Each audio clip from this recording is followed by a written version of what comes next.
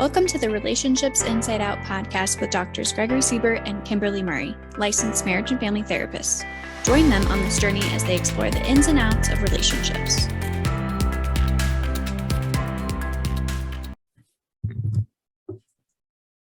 Well, welcome to Relationships Inside Out, where today we're going to be talking about divorce with an expert, Karen McMahon, who we have here. When she's from Journey Beyond Divorce. I'll let her talk a little bit about herself. Yeah, thank you so much, Greg and Kimberly, for inviting me on. I am a divorce and relationship coach.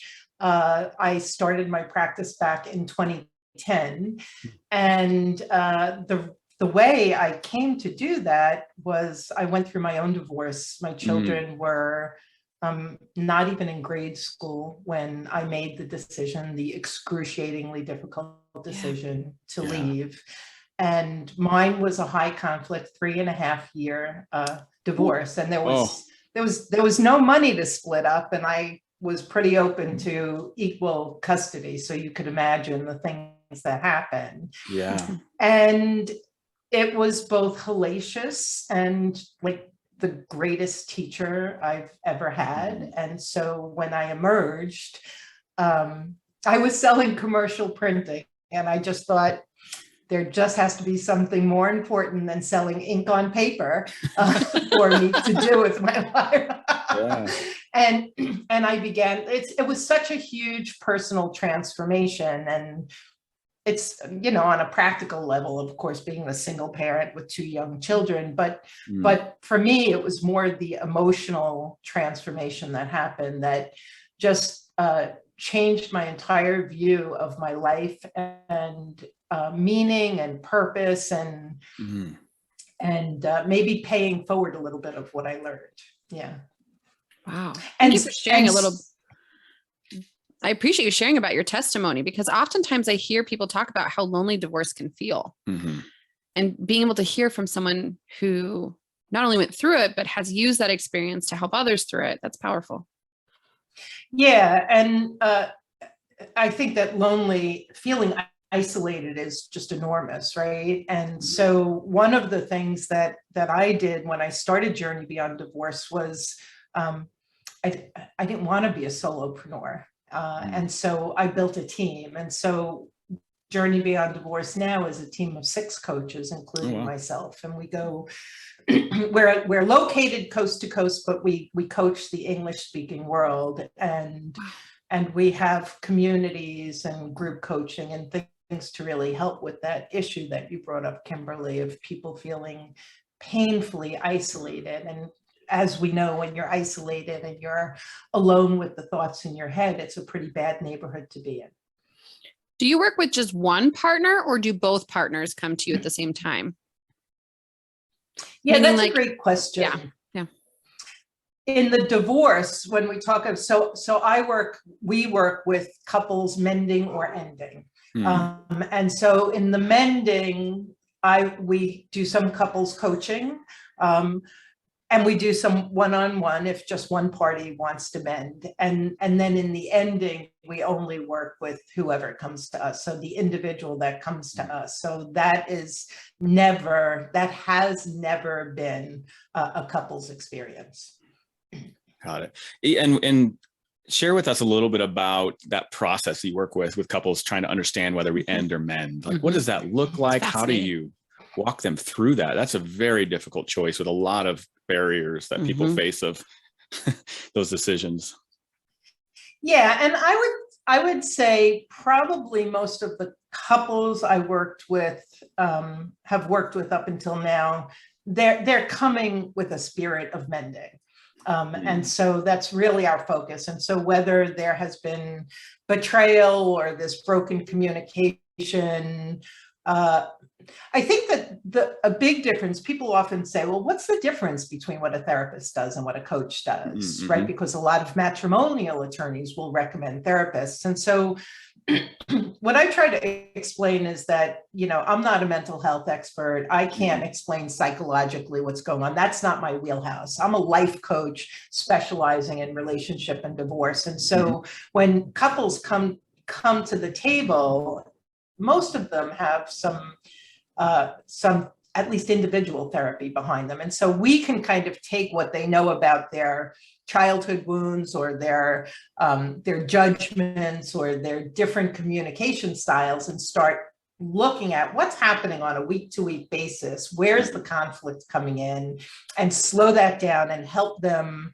to get clear on what the key problems or challenges are, and then to be in that couples coaching and slow it down enough so that they see their behavior and they change it right in the session.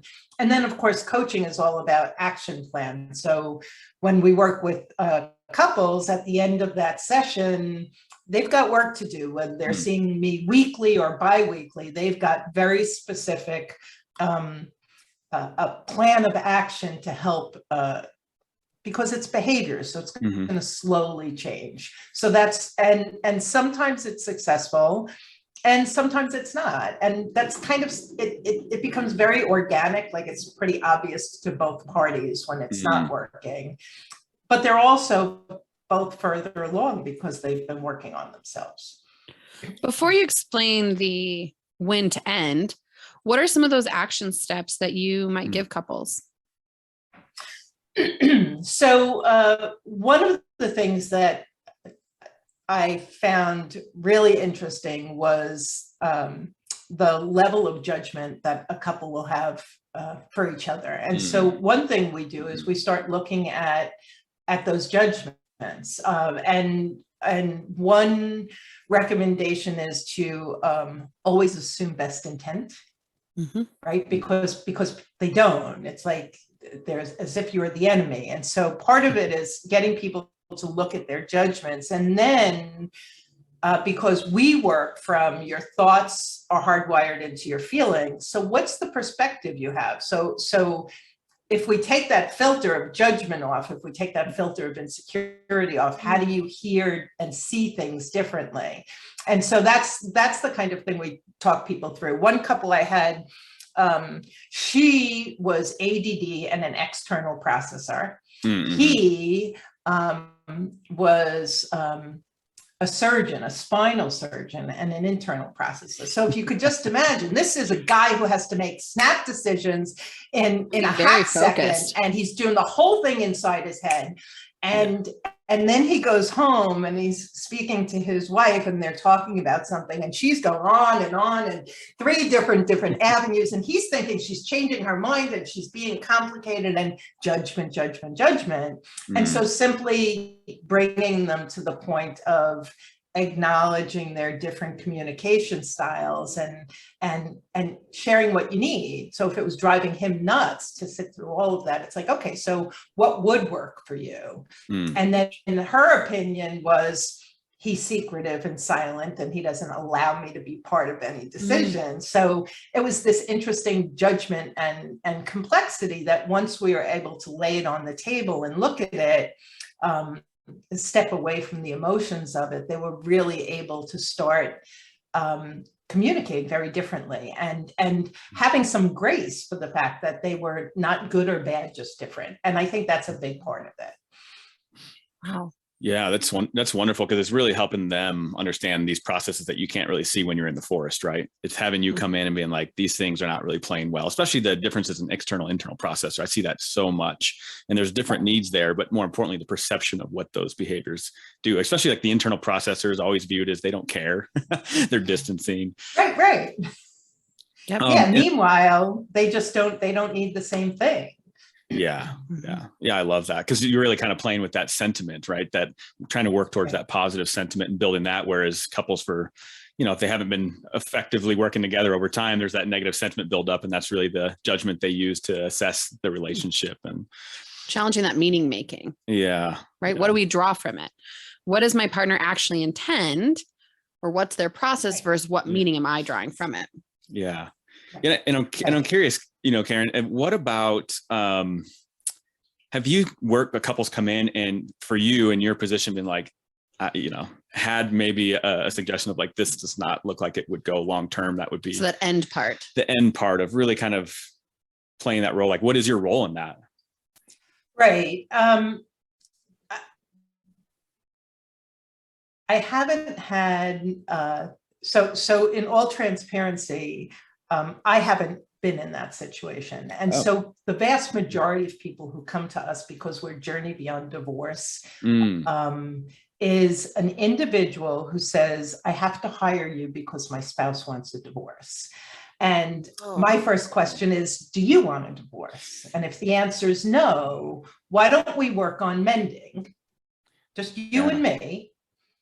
And so the couples that I've worked with are usually referred through other people who have worked with us. And so unlike you guys, where you probably have like a plethora, that's the small part of our business. And so not that the best coach in the world and nobody ever ends. I don't want anyone to get that.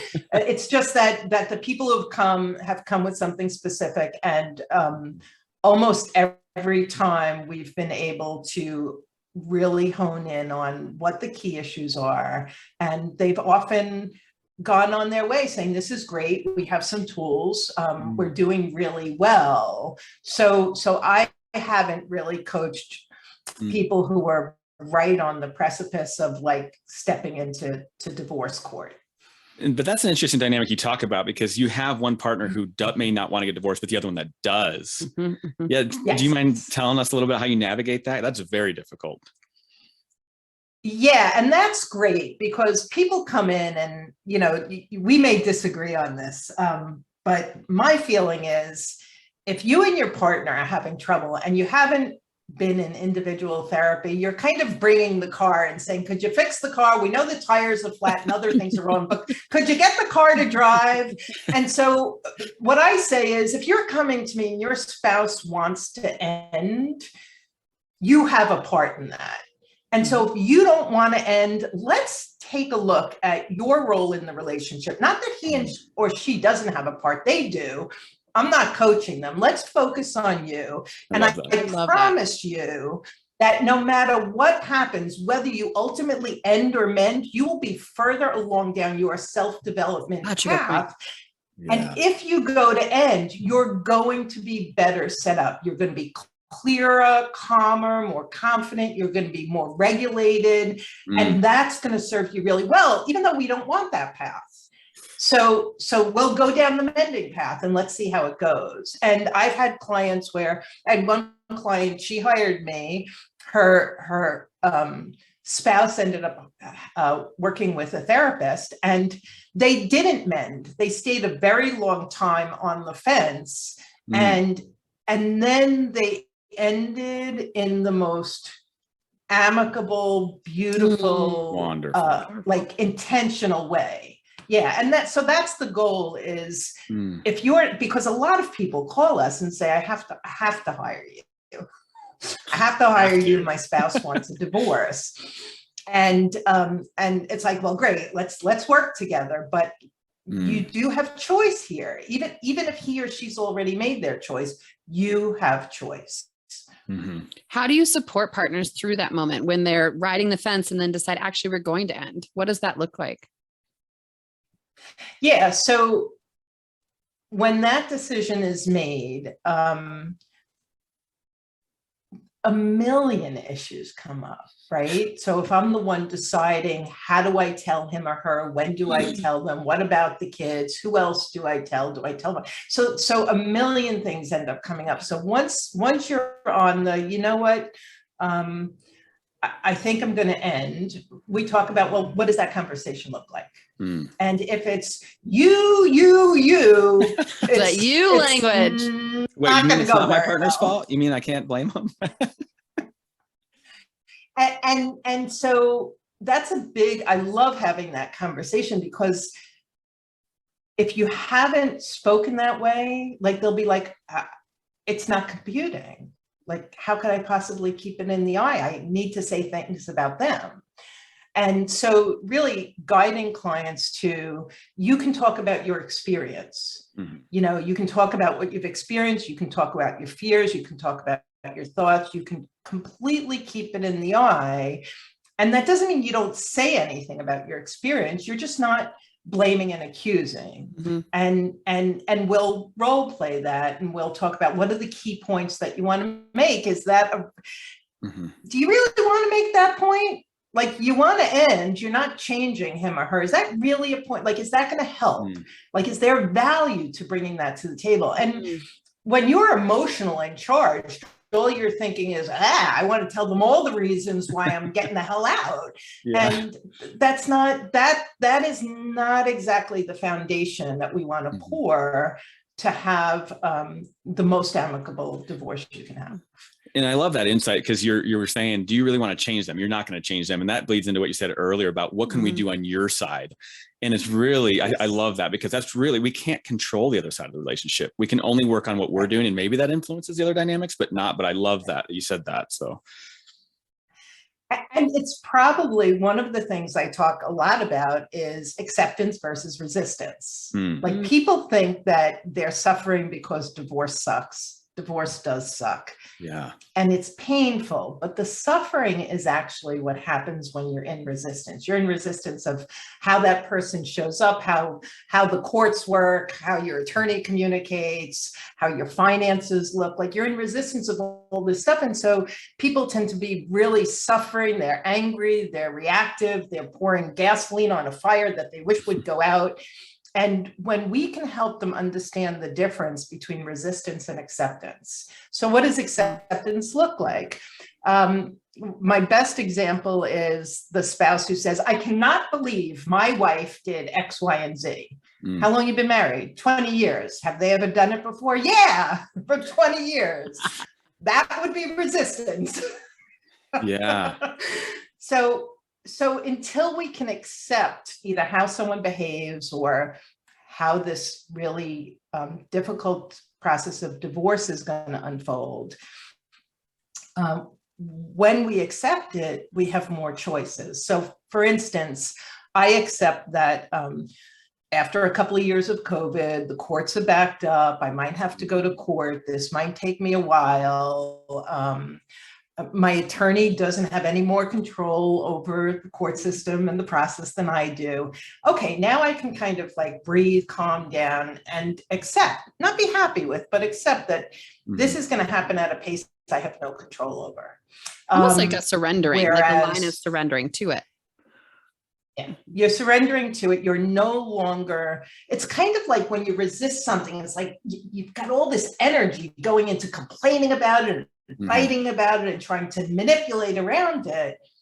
He or she still shows up the way they do. The system still is the way it is, but you've expended all of this energy and you're triggered and reactive. And so when something happens that you have to deal with, you're a hot mess. Yeah.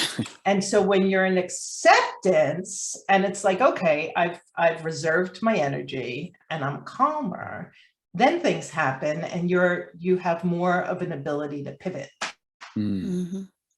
Yeah, and this kind of leads into a thing since we're talking about how are you working with couples who are deciding divorce, you developed actually a 12-step process. Do you mind sharing a little bit about that?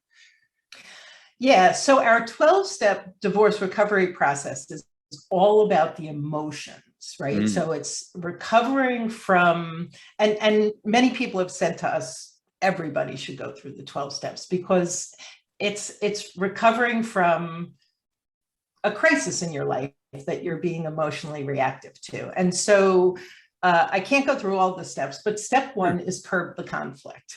So whether you have a garden variety amicable divorce or a high conflict divorce, as we know, there's conflict. And people are throwing emotional grenades across the room and shrapnel is falling everywhere, hitting the children, destroying the personal property, right? Yeah. And so curbing the conflict is the first skill that we teach in the 12-step program. And what that looks like is, number one, becoming aware of when you're triggered, right? So Eckhart Tolle talks about that pain body that overcomes us. And it's like a 90-second, right? The wave comes and then the wave goes away. Most people are like fully acting on that wave in those 90 seconds. But if you can pause, if you can slow it down, if you can take a time out, if you can walk away and give yourself a chance to calm down, the value, the treasures in why did I just get so triggered? So in 12-step Al-Anon and AA programs, they say when it's hysterical, it's historical.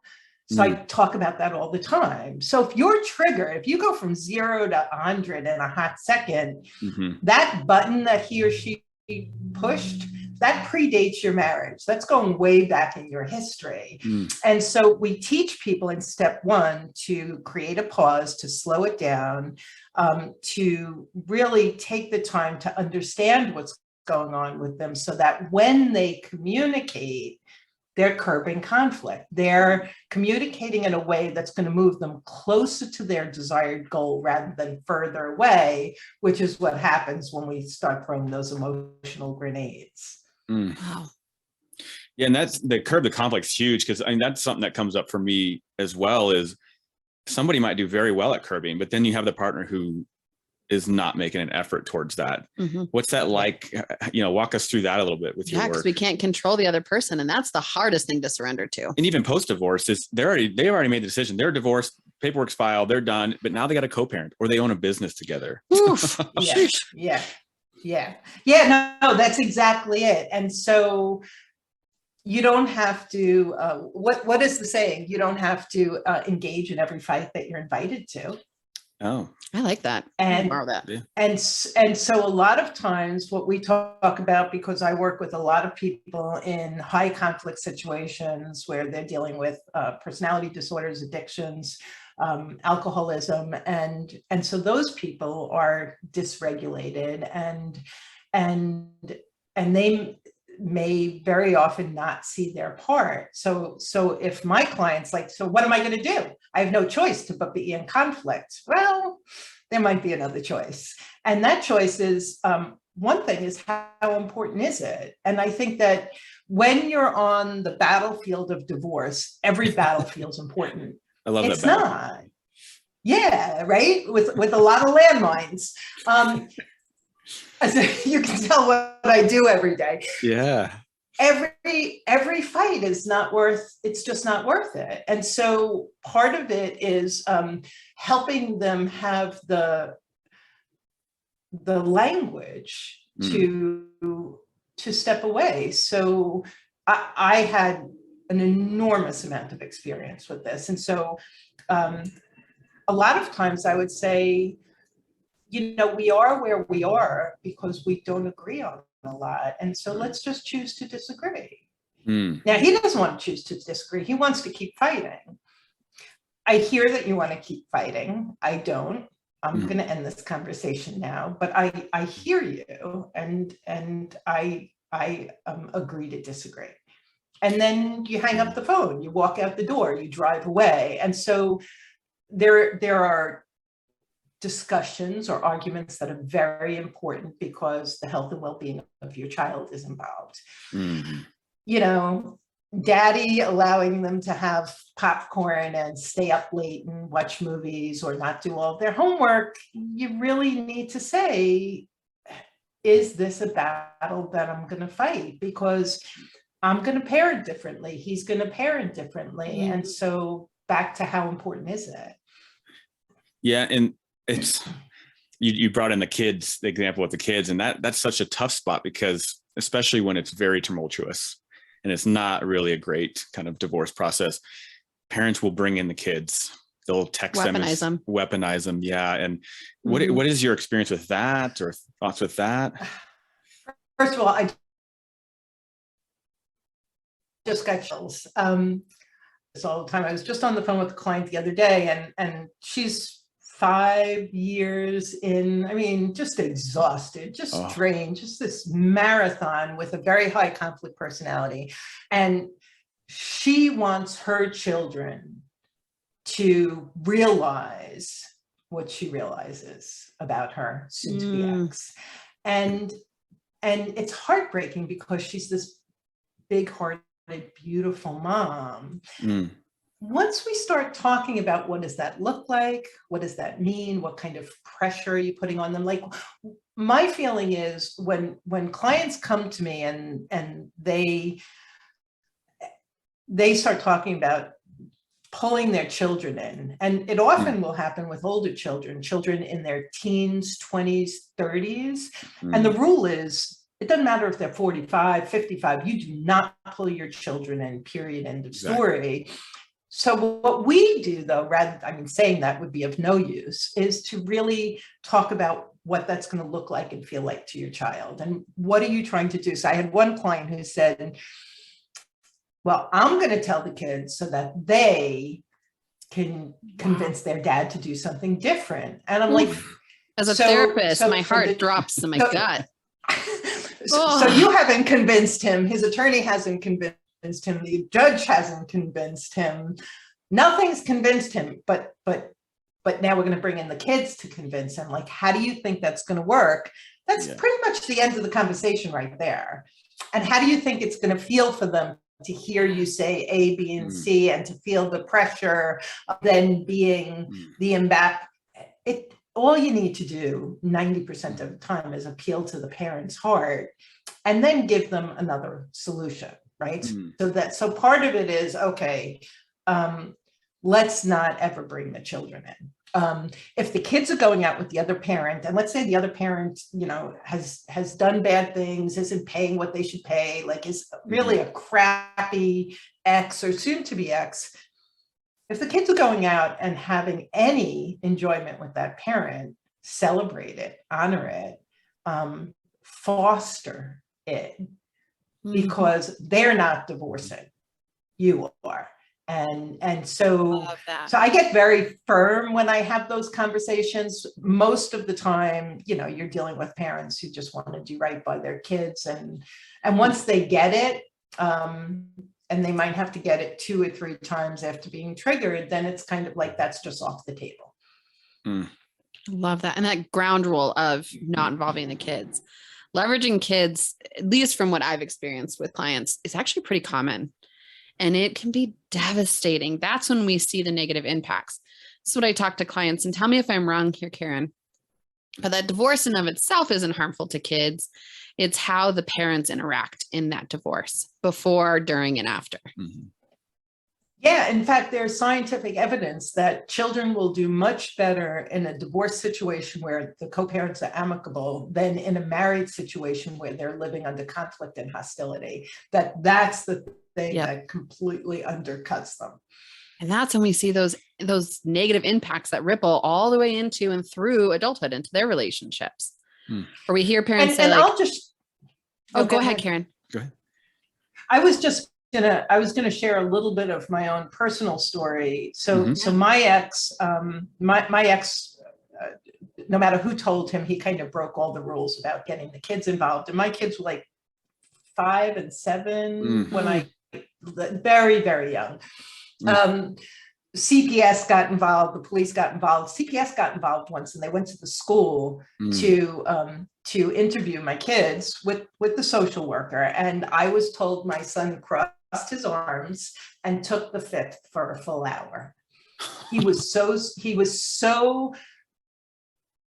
brainwashed that if he opened his mouth and said anything, Daddy would go to jail. That's what he was told. Wow. Oh, wow. So now, to our conversation, Dad couldn't help himself. He just had no filter. And so he would cry on their shoulders. He would give them an enormous amount of information about money or custody or court or whatever. Oh my goodness. And so it was excruciating, because I would say to the kids, this is all grown up stuff, and it's not for you to worry about, and it's not your problem, and I'm not going to talk to you about it. And they were furious with me because now they had information and I wasn't adding to it. And my daughter's 23, and I think it was a year or 2 ago, she came to me and, oh my God, she said, I am so sorry. Like, I believed everything Daddy said about you for years. I just thought you were such the bad guy, and you never said anything. You never defended yourself. And I just want to really thank you for that now, because, and her and I have a fabulous relationship, but painful. This is where divorce is painful. It's painful seeing your kids have information that they don't know what to do with, and you don't want to add to it. It's painful seeing your kids, if this happens in your situation, go to the other parent and come back like confused and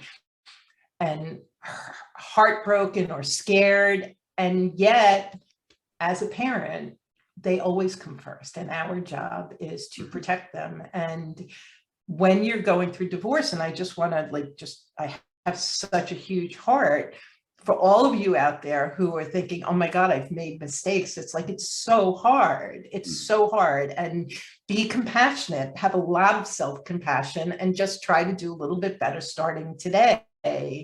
It's an enormously difficult journey to be on. And if you have a high conflict ex, you're navigating just so many nuances of this.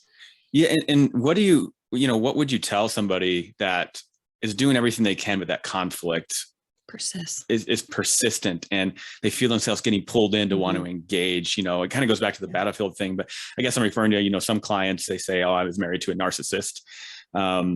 And, if that's true, full blown diagnosis, I mean, there's a lot of hesitancy. There's not going to be a lot of movement on that end.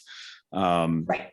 What does that look like? And of course, I want to be clear, not everybody who says their partner is narcissistic has it, but they probably have tendencies or things like that. But more importantly, you see that persistence and they don't feel like there's an out, like they can't win. They do all the skills. And like, what are your thoughts there? Well, my thoughts are, if you are married to a high conflict personality, you've got your own bucket of issues to work on. So stop focusing on his or hers and start focusing on yours. I am a recovering people pleaser. I'm a recovering perfectionist. I'm a recovering codependent.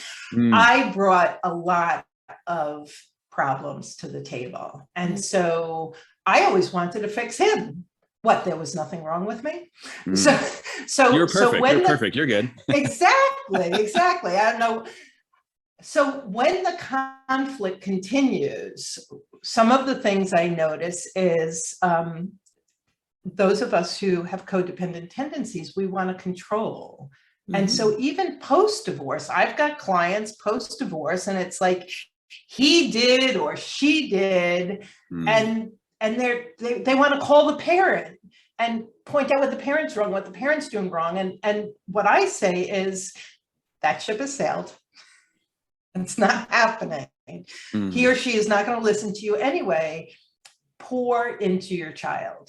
If your child is in a situation where they're staying up until 2:00 in the morning and they're playing electronics and their grades are going down, you sit that child down and you help them to understand that they have choices to make.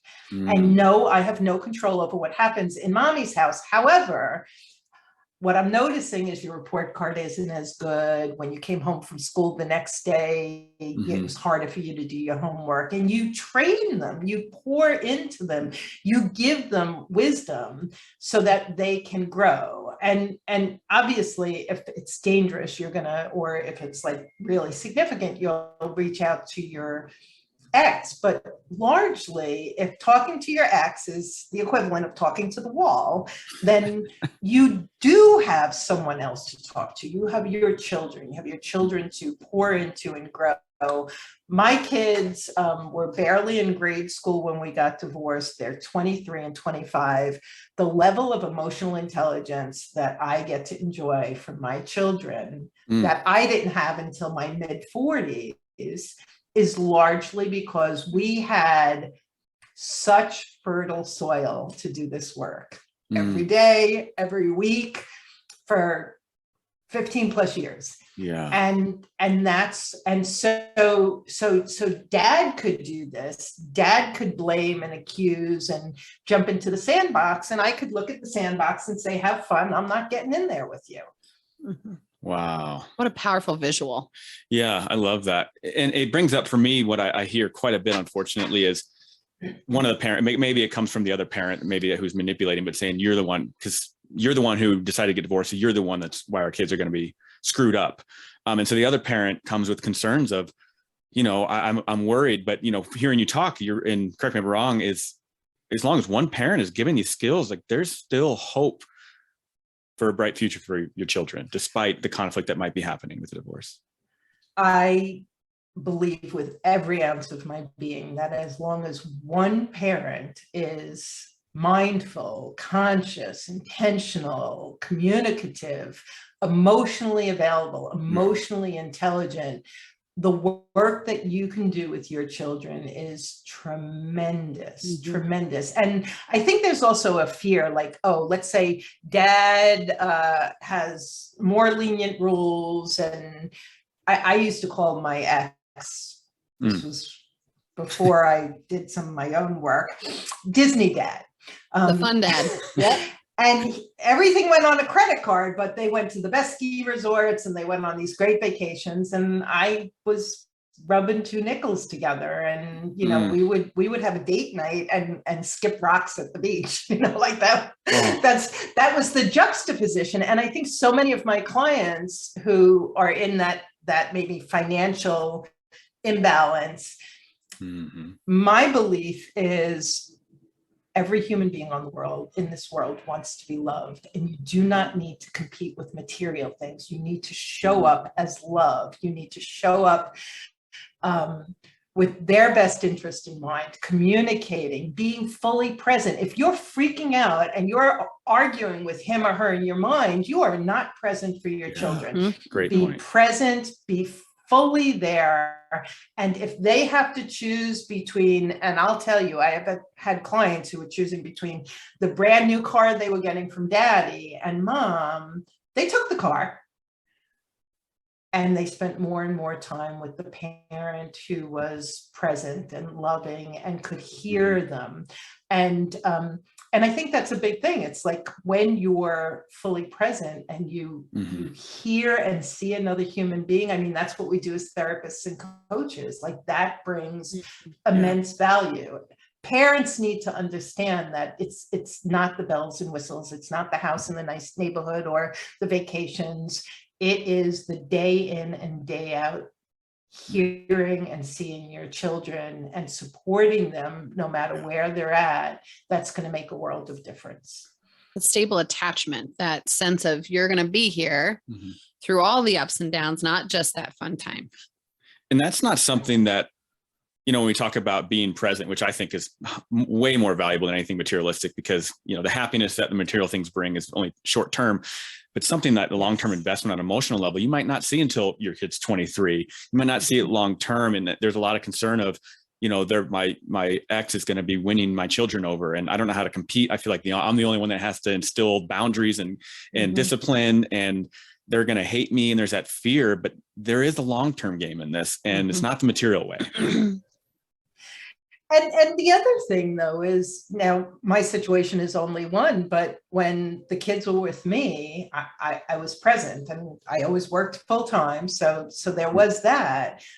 But at dad's, there was a lot of sitting in front of the television or playing electronics. And so you were going to a house that was 4 times bigger than mine, with a basement and a finished attic and an in-ground pool and a beautiful neighborhood. And what happened? The kids ended up, once they could choose, because our custody was pretty loose, we were 10 blocks away from each other. They kept coming over to my little, I lived in a house that used to be a carriage house. Do you ever have your parents say, what do we live in a barn? Close the door behind. My kids were always like, Ma, we live in a barn. That's awesome. And I left this 4-floor English tutor. And so, you know, to the outside world, it's like, you're the loser, he's the winner. But human beings want to be loved. And so they're going to find their way back to where they're seen and heard and received for who they are, not who I want them to be. And that the power that parents have, parents divorcing have so much power to strengthen their relationship with their kids through the process by choosing to be love. That's it. Just choose to be love at every turn. Yeah. That's powerful. Yeah. And it makes you, through talking, you talked earlier about the juxtaposition, and you were talking about in terms of economics. And I see that a lot with heterosexual couples, older generation, where typically the man was at work, you know, the women stayed at home. And so you just, you know, just inevitably the male has more economic power, and, you know, the mother can't compete. What other some differences that you typically see that men and women have to go through or experience when divorcing? I would say that about 35% of our practice is men, which is unusual. There's not a lot of just divorce coaches out there who work with men. So many work with women. Yeah. And so one of the things that we experience is, number one, the fear for men, the fear of being punished for being the primary earner. So because I haven't been home with the kids and taking care of the kids, I'm gonna be discriminated against. And so punishment with the custody stuff. With the custody stuff, exactly. Ooh, wow. And and in today's day and age, I mean, I'm 60. I don't know how old you guys are, but the way my dad's role in my life was very different than many dads in today's day and age and their role. But if you're working a 50-hour work week and you're commuting, mom is that primary person. And so number one, there's an understandable fear, and every state is different, but there's definitely states that still lean very heavily toward mom and significantly more custody. And then the other piece of it is, if you're out in the world and you're used to being in the boardroom and negotiating and getting what you want, and you go home and you're using those same tactics with your wife, and she's shutting down and she's feeling intimidated and manipulated, it's a power dynamic. And so a lot of times we're working with our men in their communication style, and what works in the boardroom is absolutely different than what's going to be working in the bedroom when we're having these conversations. And we help them to understand the reaction that they're getting. And this brings us all the way back to assume best intent. The communication styles are differently. She's shutting down. You're seeing her as manipulative. You're, doing your strong boardroom advocacy. She's seeing you as manipulative. And problems that actually don't exist seem to exist because of these communication struggles. And so that's one of the ways with men that we work. Whereas women, on the other hand, and I really dislike doing that, but I'm going to say in general, right? That women still do stay home more, that there's going to be more of a fear around finances. And then you get into high conflict where someone's like, you're never going to see your kids, and I'm taking you for every penny you have. And and what that does is that pulls the rug of, like, here you're on divorce, so it's like we're already on thin ice that's cracking and the spring is coming, and now someone pulls the rug out from underneath you in either of those cases. And so we work through.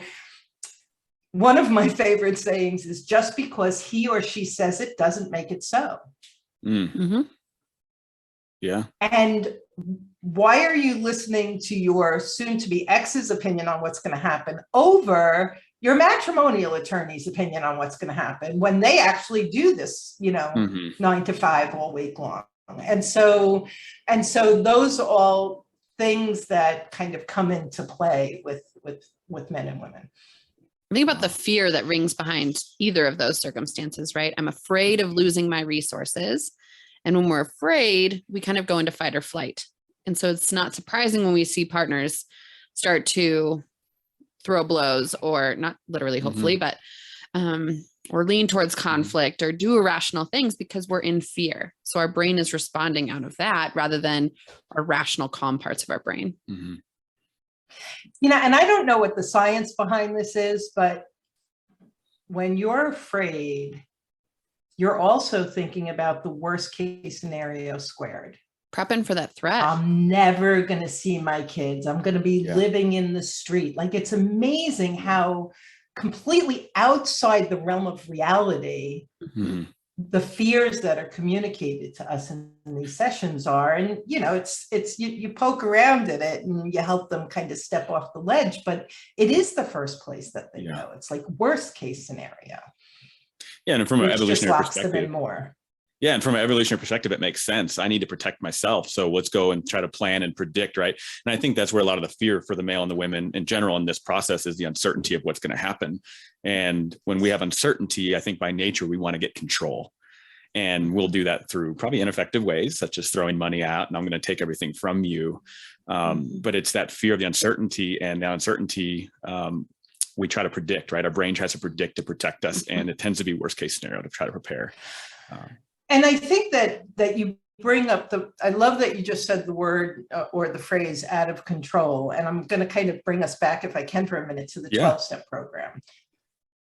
I don't know that there are too many processes where you're as out of control, where you're entering something that is as much out of your control as divorce. You have no control over your spouse. You've got no control over how your kids or your in-laws react, or your friends where they side, or your attorney's ability to negotiate with his or her attorney, or it goes on and on. There's like no control, which when you're stepping into uncertainty, to be told there are no reins for you to hold on to is like really frightening. Oof. Our 12-step program basically says there are reins for you to hold on to. These are the best reins for you to hold on to. You grab them tight and you run with them. And all of those 12 steps have to do with you.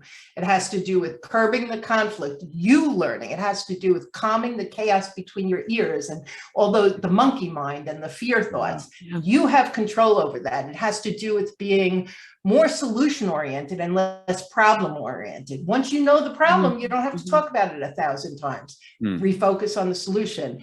Being present is one of them. Noticing how much you judge and replacing your judgment with curiosity so that you can actually hear and learn and compromise and many, many more. And so the reason that we created this 12-step program was twofold. One is the process is so out of our control, and yet we want to emerge a better version of ourselves. We want to navigate this negotiation, this critically important negotiation, with competence.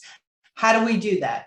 We gain control over our emotional being, and we do that through these 12 steps. And so it gives you something to focus on. It enables you to be a more efficient partner with your attorney, to be more effective in your negotiating. And then when you emerge, single mom, single dad, you are a refined and healed version of the person who entered the process. And I will tell you, that is worth its weight in gold. Wow. I love that. I mean, you're really talking about this out of control, and you're giving the reins of how to get control over the things we have control over, and not, like you said, focus on the problem, which is often a thing we have. But still surrendering to what's out of our control. Like, right. It's this balance of what can I control? What can I hold on to? But also recognizing that that isn't everything, that there are parts that I still cannot control. That's the hard part. I mean, from my perspective, we developed science and all these other things to try to get a sense of what's uncertain to us as human beings. We love certainty because certainty can save us. Like, I need to know when that lion is going to feed at night, or, like that has been in our nature, and it comes into processes like this. So, And I think that I will always ask our client I think the way I ask the question is, what is the spiritual foundation upon which you stand when life happens? Wow. Now, there are people who don't have one, but so I'm not asking about a religious practice. I'm asking about a belief system. And more often than not, when we can pull that out, dust it off, make it front and center, people do know. Like, most people will be like,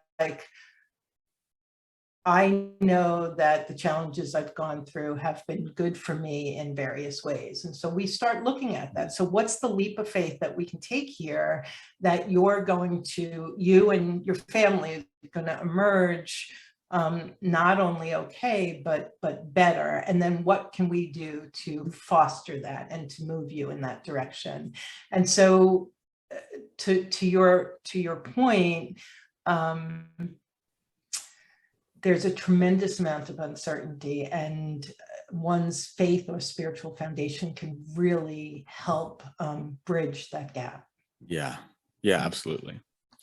Karen, as we're kind of wrapping up, do you have any final tips, any suggestions for partners who might be thinking about divorce or going through the process to lead to the most amicable solution, or to not have to go through that hellacious divorce, at least on their part? Yeah. I had read a book years ago. It was a self-help book. And this one saying, every upset is a setup, has just been a guiding rule for me. Every time I'm upset, it's a setup for me to go inside to see what's going on and to get really clear before I respond. And so whether you're in a marriage and it's bumpy and, you know, all you can see is disaster, every time you get triggered, stop looking at your spouse, get quiet. And if you're working with a therapist, bring it there and talk about it so that you can understand, what is that tender underbelly? What is that trigger? Is it my disrespect? Is it my I'm not seen and heard? Is it a judgment I have? Is it unforgiveness that's festering? There are so many things that are going on in you. Don't lose the treasure and the jewel in every upset by looking outward and blaming the other. Go in, figure out what your part is, and I guarantee you, whether you mend or end, you will love yourself more. You will be a refined and healed version of yourself, and you will be so much better in raising your kids and helping them to do the same. I love that. Wow. Yeah. I love that. Well, thank you so much, Karen, for joining us. Your wealth of knowledge, it's wow. I find it so valuable. Like, this is not somewhere I have a lot of expertise in, and I imagine a lot of our listeners have expertise in. So thank you so much for that. Yeah, this has been a treat. I mean, we've been as licensed therapists for over a decade, and I'm learning so much from you, and we're so grateful. And I mean, it's a very difficult process, and you know, we can't wait to share the resources that you have for our clients when they listen to this, so they can kind of look it up, and even getting connected with you and your team to help with this process if they're going through it. Well, thank you so much. Thank you for the invite. We too have a podcast.